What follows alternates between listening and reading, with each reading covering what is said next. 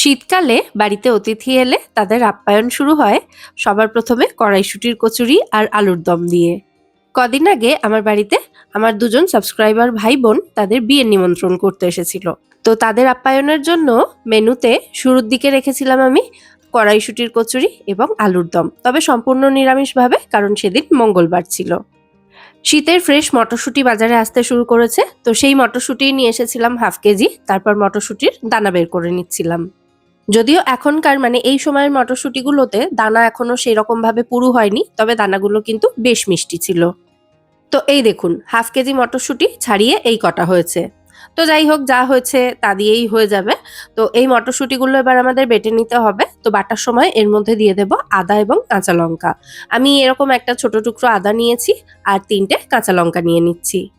পরিমাণ মতো জল দিয়ে একদম মিহি করে মটরশুঁটিগুলো বেটে নিতে হবে।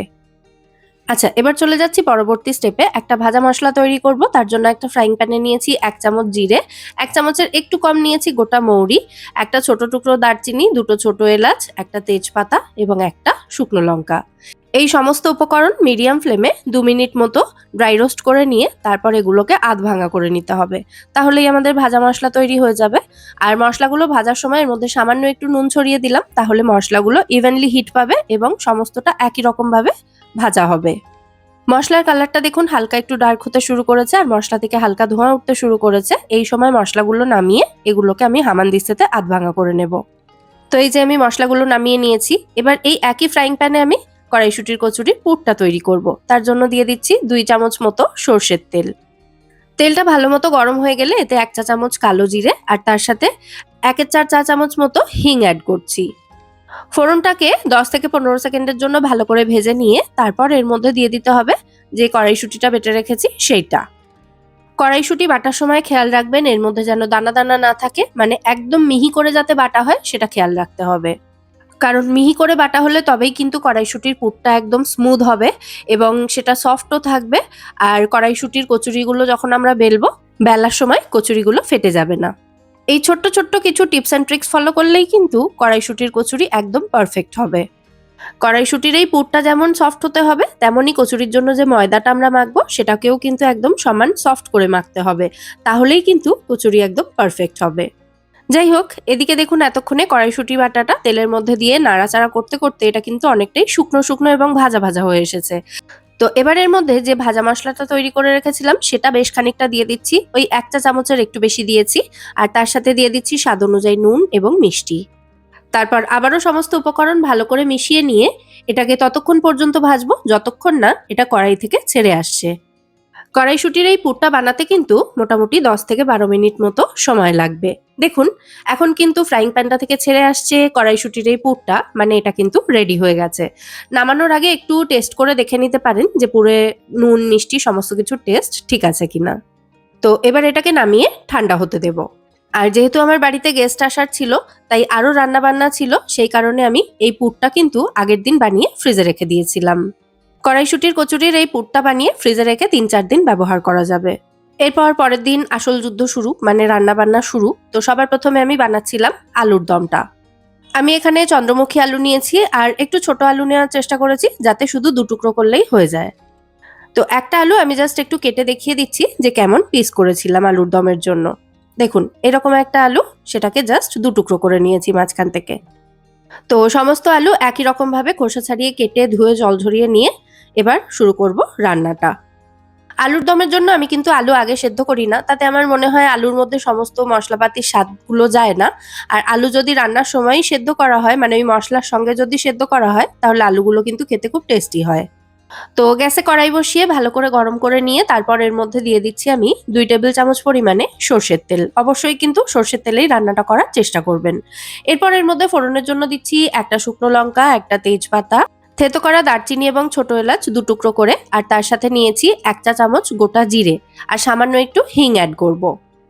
নিরামিষ রান্না, তাই একটু হিং অ্যাড করলে কিন্তু স্বাদ এবং ফ্লেভার দুটোই খুব ভালো হবে।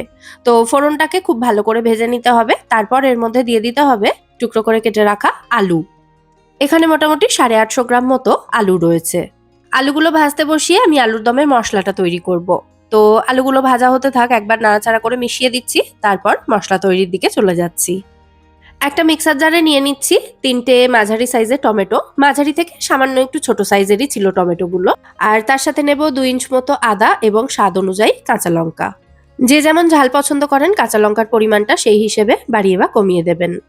এর সাথে আমি অল্প একটু ভিজিয়ে রাখা পোস্ত এবং চারমগজ দেব। 1 চা চামচ পোস্ত এবং 1 চা চামচ মতোই চারমগজ নিয়ে আমি ঘন্টাখানেক আগে জলে ভিজিয়ে রেখেছিলাম। জলটা ছেঁকে এবার এগুলো দিয়ে দেব। এর সাথেই স্বাদ অনুযায়ী নুন, 1 চা চামচ কাশ্মীরি লঙ্কা গুঁড়ো আর 1 চা চামচ হলুদ গুঁড়ো অ্যাড করে দিচ্ছি। তারপর সমস্ত উপকরণ একসাথে একদম মিহি করে বেটে নেব। মশলা করতে করতে এদিকে দেখুন আলুগুলোও কিন্তু ভালো মতো ভাজা হয়ে গেছে। তো এবার এর মধ্যে মশলার যে পেস্টটা রেডি করে রেখেছি সেটা দিয়ে দেব। একদম শর্টকাট পদ্ধতি, আলাদা করে আর কোনো মশলা মেশানোর ঝামেলা নেই। সমস্ত মশলা একসাথে দিয়ে ভালো করে বেটে এর মধ্যে দিয়ে দিয়েছি আমি। এতে কিন্তু আলুর দমের স্বাদও খুব ভালো হয়। এবার জাস্ট মিনিট 5 সময় নিয়ে আলুর সাথে মশলাটাকে খুব ভালো করে কষিয়ে নিতে হবে। আর কষানোর সময় চাইলে কড়াইটা ঢাকা দিয়ে দিয়েও কষিয়ে নিতে পারেন। ঢাকা দিয়ে লো টু মিডিয়াম ফ্লেমে, মানে একটু কম ফ্লেমে রেখে যদি সময় নিয়ে আলুর সাথে মশলাটা কষানো হয় তাহলে আলুর দমের স্বাদও কিন্তু অনেক ভালো হবে। তো কষানোর সময় মশলা শুকিয়ে গেলে মশলার জারটা ধুয়ে সামান্য একটু জল আমি এর মধ্যে অ্যাড করলাম। আর মশলা বাটার সময় আমি কিন্তু ওতে একটুও জিরে গুঁড়ো অ্যাড করিনি, তাই 1 চামচ মতো জিরে গুঁড়ো এই সময় মিশিয়ে আবারও ভালো করে কষিয়ে নিচ্ছি। আসলে আমি ভেবেছিলাম পুরোটাই ভাজা মশলা এখানে অ্যাড করব, তো তারপরে কি মনে হলো সামান্য একটু এমনি জিরে গুঁড়ো এর মধ্যে দিলাম কষানোর সময়। মানে রান্নাটা আমি একদম যেভাবে করেছি সেভাবেই আপনাদের সঙ্গে শেয়ার করছি। মশলা মোটামুটি কষানো হয়ে এসেছে, এবার এতে জল দিতে হবে। তো জলের মধ্যে আমি 1 মুঠো মতো মটরশুঁটি দিয়ে মটরশুঁটিগুলো সেদ্ধ করে এই জলটাই দিয়ে দেবো মটরশুঁটি সমেত। আর এই আলুর দমটার মধ্যে এবার আমি 2-3 চামচ ফেটিয়ে রাখা টক দই অ্যাড করে দিচ্ছি। তারপর আবারও সমস্ত উপকরণ খুব ভালো করে মিশিয়ে নিচ্ছি। তো টক দইটা দিয়ে ভালো করে মিশিয়ে নেওয়ার পর এটাকে আরো 2 মিনিট মতো আমি কষিয়ে নিয়েছি। তারপর এর মধ্যে দিয়েছি গ্রেভির জন্য পরিমাণ মতো জল। আর আজকের রান্নায় সমস্তটাই কিন্তু আমি একদম তাজা মটরশুঁটি ব্যবহার করছি। কোনো ফ্রোজেন মটরশুঁটি এখানে ব্যবহার করছি না, যেহেতু এখন বাজারে ফ্রেশ মটরশুঁটি পাওয়া যাচ্ছে তাই এটাই ব্যবহার করছি। যাই হোক, জলটা দিয়ে ভালো করে মিশিয়ে দেওয়ার পর কড়াইটাকে ঢাকা দিয়ে আলু সেদ্ধ হওয়া পর্যন্ত এটাকে রান্না হতে দেব। আর এই সময় আমি কড়াইশুঁটির কচুরির জন্য ময়দার ডোটা রেডি করে নেব। তো আমি এখানে নিয়েছি 1/2 কেজি ময়দা আর তার মধ্যে স্বাদ অনুযায়ী নুন দিয়ে দিলাম। আর দিয়ে দেবো এখানে 5 থেকে 6 টেবিল চামচ মতো সাদা তেল। তেলটা দিয়ে ময়দার সাথে খুব ভালো করে মিশিয়ে নিতে হবে, মানে ময়দাতে খুব ভালো করে ময়ান দিয়ে নিতে হবে। ময়দার সাথে তেলটা এভাবে হাতের মধ্যে ভালো করে ঘষে ঘষে মিশিয়ে নেবেন, তাহলে কিন্তু মেশানোটা একদম পারফেক্ট হবে। আর ময়দাতে ময়ান দেওয়ার পর দেখুন ময়দার টেক্সচারটা এরকম একদম ঝুরঝুরে হবে, মানে একটু ক্রাম্বলি টাইপের হবে। এবার আমি অল্প অল্প করে জল দিয়ে ময়দাটা মেখে নেব। আর এটা কিন্তু রুম টেম্পারেচারে রাখা জলই নিয়েছি, এখানে কোনো গরম জল বা ঠান্ডা জল এখানে ব্যবহার করিনি। আর আগেই বলেছি ময়দার ডোটা কিন্তু আমাদের একদম সফট করে বানাতে হবে। আর ডোটা তৈরি হয়ে যাওয়ার পর এটাকে আরো 3 থেকে 4 মিনিটের জন্য আমি ভালো করে মেখে নিয়েছি। তো ডো একদম রেডি হয়ে গেছে, এবার এটাকে ঢাকা দিয়ে রেখে দিতে হবে। আর এতক্ষণে দেখবো আলুটা সেদ্ধ হয়েছে কিনা। আশা করছি সেদ্ধ হয়ে গেছে, কারণ আমি চন্দ্রমুখী আলু নিয়েছিলাম, খুব বেশি সময় লাগে না এটা সেদ্ধ হতে। গ্রেভিটা দেখুন আগে থেকে কিন্তু অনেকটাই ঘন হয়ে গেছে। আমি সামান্য একটু গ্রেভি রাখবো, মানে একদম শুকনো শুকনো করবো না। আর আলুও দেখুন সমস্তটাই ভালো মতো সেদ্ধ হয়ে গেছে, চেক করে নিলাম আমি। তো এরপর এর মধ্যে দিয়ে দিচ্ছি স্বাদ অনুযায়ী মিষ্টি। যে ভাজা মশলাটা তৈরি করে রেখেছিলাম সেটা 1 চামচ মতো দিয়ে দিচ্ছি। সামান্য একটু গরম মশলা গুঁড়ো দিলাম, ওই 1/2 টিস্পুন মতো। আর তার সাথে দিয়ে দিচ্ছি সামান্য একটু নুন। আমি গ্রেভিটা টেস্ট করে দেখেছিলাম, আমার নুনটা একটু কম মনে হয়েছিল, তাই দিয়ে অ্যাডজাস্ট করে দিলাম। আর যেহেতু টমেটো টক দই দুটোই এখানে ব্যবহার করা হয়েছে, তাই টক ভাবটা ব্যালেন্স করার জন্য সামান্য একটু মিষ্টি কিন্তু অবশ্যই দিতে হবে। তো সমস্ত উপকরণ আবারও খুব ভালো করে নাড়াচাড়া করে মিশিয়ে নিয়েছি আমি, এবং আমাদের নিরামিষ আলুর দম কিন্তু এখানে একদম রেডি। নামানোর সময় সামান্য একটু ঘি এবং একটু ধনেপাতা কুচি দিয়ে তারপর এটাকে ঢাকা দিয়ে রেখে দেব 10 থেকে 15 মিনিট মতো। আর এই সময় আমি কচুরিটা তৈরি করে নেব। কড়াইশুঁটির কচুরির যে পুরটা তৈরি করে রেখেছিলাম গতকালকে, সেটা ফ্রিজ থেকে বের করে ঘন্টা 2 আগেই আমি রেখে দিয়েছি বাইরে, যাতে ওটা রুম টেম্পারেচারে চলে আসে। আর এদিকে এতক্ষণে আমাদের ময়দার ডোটাও ভালো মতো সেট হয়ে গেছে। তো এটাকে হালকা হাতে আরো একবার ভালো করে মেখে নিয়ে তারপর এর মধ্যে থেকে ছোট ছোট লেচি কেটে নিচ্ছি। লেচির সাইজ অবশ্যই আপনারা নিজেদের পছন্দ মতো রাখতে পারেন। আমি বাড়িতে লুচি করার জন্য যেরকম সাইজের লেচি কাটি সেরকম সাইজেরই এখানে লেচি কাটছি। মোটামুটি এখনকার জন্য 5টা লেচি আমি কেটে নিয়েছি। আর প্রত্যেকটা লেচি হাতের মধ্যে রেখে প্রথমে একটু গোল গোল করে নিয়ে তারপর এভাবে আঙুলের সাহায্যে লেচিগুলোকে বাটির মতো শেপ দিয়ে নিতে হবে। তারপরে এই বাটির মধ্যে দিয়ে দিতে হবে কড়াইশুঁটির পুর। মোটামুটি যেমন সাইজের লেচি কেটেছি আমি ততটা পরিমাণেই পুর এখানে দিলাম। স্পেশাল গেস্টদের জন্য সার্ভ করব, তাই পুরো ব্যাপারটাই একটু স্পেশাল হতে হবে, সেই কারণে পুরটা একটু বেশি করেই দিলাম। যাতে কচুরি খাওয়ার সময় কড়াইশুঁটির টেস্টটাও পাওয়া যায়, তাই পুরটা একটু বেশি করেই দিতে হবে। পুরটা দেওয়ার পর বাটির মুখটা ভালো করে বন্ধ করে দিয়েছি, মানে একদম সিল করে দিয়েছি যাতে এটা আর বেরোতে না পারে বাইরে। তারপর একই রকম ভাবে বাকি সমস্ত লেচিগুলোতে পুর ভরে রেডি করে নিচ্ছি। তারপর বেলে নিয়ে একসাথে সবকটা ভেজে নেব। আর পুরটা ভরার পর লেচির মুখটা যখন এভাবে সিল করবেন তখন পুরটাকে ভেতর দিকে একটু হালকা প্রেস করবেন, তাহলে ওর সঙ্গে কোনো হাওয়া থেকে যাবে না। তো এবার ফাইনালি এই পুর ভরা লেচিগুলো আমাদের বেলে নিতে হবে। তো আমি কচুরি ভাজার জন্য তেল গরম করতে বসিয়ে দিয়েছি, ওই তেলের মধ্যেই অল্প একটু ডুবিয়ে নিলাম এই লেচিটাকে। তারপর এটাকে হালকা হাতে বেলে নিচ্ছি। বেলার সময়টাও কিন্তু খেয়াল করুন, আমি একবার ওপরে টানছি একবার নিচের দিকে টানছি এটাকে, মানে রুটি বেলার মতন কিন্তু ওইভাবে গোল গোল করে ঘুরিয়ে ঘুরিয়ে এটাকে বেলছি না, একদম হালকা হাতে একবার ওপরে একবার নিচে এভাবে টেনে টেনে লেচিটাকে বেলে নিচ্ছি। আর কড়াইশুঁটির পুরটা বানানোর সময় কড়াইশুঁটির যদি একদম মিহি পেস্ট না হয়, মানে একটু দানা দানা থেকে যায়, তাহলে সেটার আঘাতেও কিন্তু এই লেচিগুলো বেলার সময় ফেটে যেতে পারে কচুরি। দেখুন দুটো লেচি আমি ভালো করে বেলে দেখিয়ে দিলাম, আশা করি আপনারা বুঝতে পেরেছেন। তো এবার কচুরিগুলো ভাজার দিকে চলে যাব। কচুরিগুলো ভাজার জন্য পর্যাপ্ত পরিমাণে তেল নিয়ে খুব ভালো করে তেলটা গরম করে নিয়েছি। তারপর গ্যাসের ফ্লেমটা একদম হাইতে রেখে একটা একটা করে কচুরি এই তেলের মধ্যে ছেড়ে দিচ্ছি। আর প্রথম থেকে সমস্ত স্টেপ যদি একদম পারফেক্টলি ফলো করা হয় তাহলে দেখবেন প্রত্যেকটা কচুরি একদম ফুটবলের মতো ফুলবে।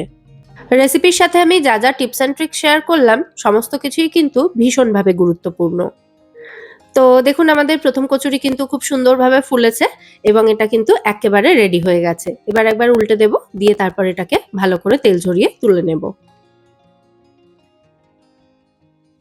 একই রকম ভাবে আরো একটা কচুরি আমি তেলের মধ্যে ছেড়ে দিচ্ছি ভেজে নেওয়ার জন্য। 5টা লেচিতে আমি পুর ভরে রেডি করে নিয়েছিলাম বেলে, তো 5টাই আমি এখানে ভেজে দেখিয়ে দিচ্ছি একটু ফাস্ট ফরওয়ার্ড করে, তাহলেই আপনারা বুঝতে পারবেন প্রত্যেকটা কচুরি কিন্তু খুব সুন্দর এরকম ফুটবলের মতো ফুলবে। তো সমস্ত টিপস অ্যান্ড ট্রিক সহ কচুরি এবং আলুর দমের রেসিপি আপনাদের কেমন লাগলো সেটা কিন্তু অবশ্যই আমায় কমেন্টে জানাবেন।